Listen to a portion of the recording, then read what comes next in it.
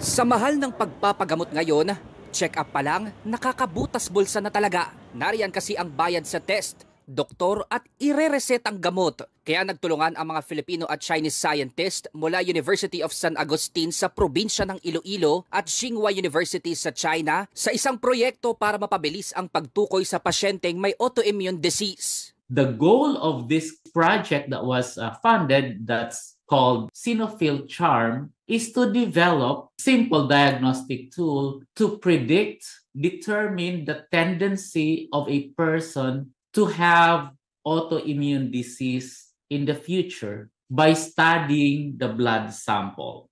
Kung sa kasalukuyang proseso, kinukuhaan ng tissue sample ang mga pasyente para sa biopsy test kung meron silang lupus at rheumatoid arthritis. Malalaking aparato ang gamit sa ganitong proseso para sa invasive procedure sa pasyente. Pero sa bagong proyekto ng mga Filipino at Chinese scientists, blood sample na lang o kung tawagin ay extracellular vesicles blood test ang kailangan para matukoy ang sakit. Sa Pilipinas, very traditional pa rin yung mga approach natin sa pagsusuri for lupus or arthritis. Pupunta na lang yung pasyente kung may nararamdaman na.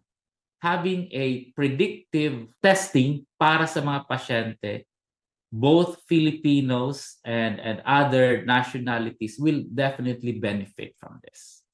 Taong 2022 nang pinangunahan ni Dr. Jonel Saludes ang pagsusuri sa makabagong diagnostic technology. Sa kolaborasyon sa mga Chinese scientists, nagkaroon na ng clinical trials sa China sa pakikipagtulungan ng mga Pinoy. Dito nakita na gamit lang ang blood sample, nalaman ang pagkakaiba ng pasyenteng may autoimmune disease kumpara sa mga pasyenteng kinuhaan din ng dugo na walang ganitong sakit. Using this technique, nakita na ang profile ng normal volunteers at ng mga patients na merong autoimmune disease. Yung nadiskubre sa basic research, pwede nang gamitin para ma-develop na ito into a testing tool na gagamitin ng mga doktor sa hospital. Pinondohan ng project na ito ng ating Department of Science and Technology at ng China Ministry of Science and Technology.